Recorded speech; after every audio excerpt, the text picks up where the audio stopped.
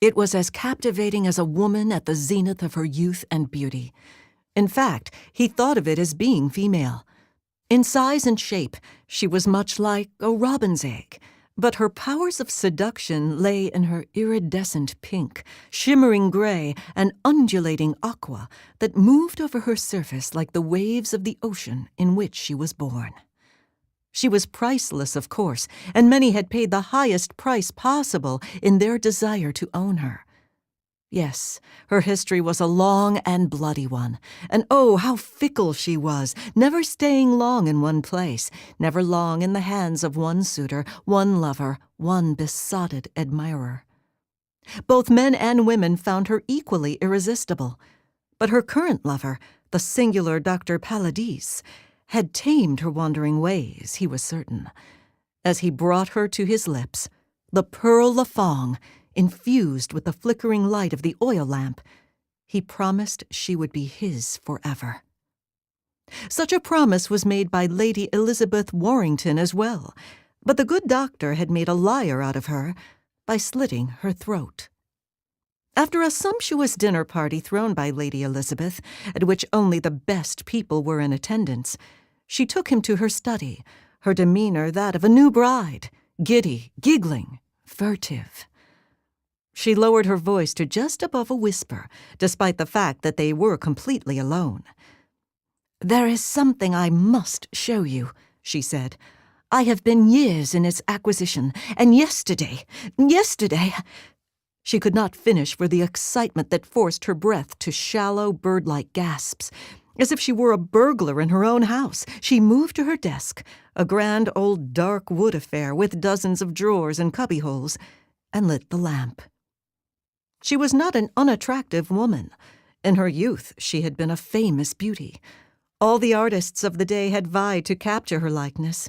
No less than 6 paintings and 3 sculptures were done of her.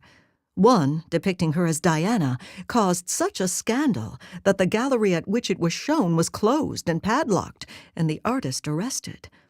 Her profile was sublime, even now. Around her long, swan-like neck, she wore a length of velvet ribbon adorned with a single perfect gemstone at its center.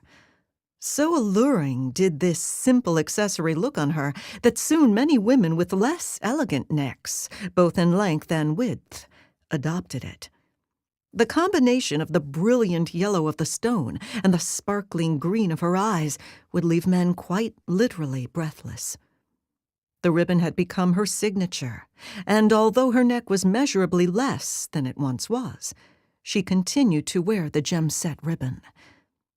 Dr. Paladis admired her in the soft glow of the lamplight as she removed the blotter from the desktop and, inserting a small key that she wore around her wrist into a nearly invisible hole at the desk's center, opened a hidden drawer that sprung out from the side with the taut sound of release. She removed a small black velvet bag and placed it on the desk near the lamp. The doctor watched her hands acquire a slight tremor as she went to untie the cord that bound it. She held the bag over her open hand and gave it a slight tap.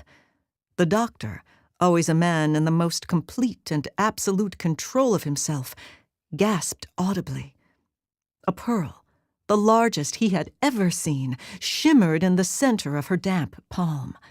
It was, quite simply, perfection. The doctor, an avid collector of precious things, knew at once what it was. "Behold," she said, with a theatrical gravity he found slightly silly, "the Pearl Le Fong." "It's beautiful," he said. "It is more than just beautiful, my dear doctor," she said. "I don't believe I know a word that comes close to describing it.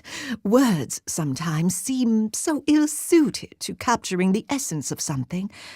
I have gone through all my late husband's reference books, trying to find just the right word to do justice to it, and I have as yet come up with nothing.